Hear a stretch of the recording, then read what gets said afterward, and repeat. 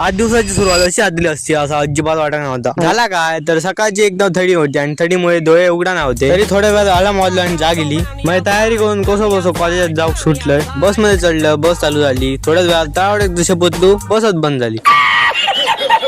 सगळ्यांची तोंड एकदम बघण्यासारखी होती. ह्याचा तोंड सगळ्यात जास्त बघण्यासारखे दाखवायला.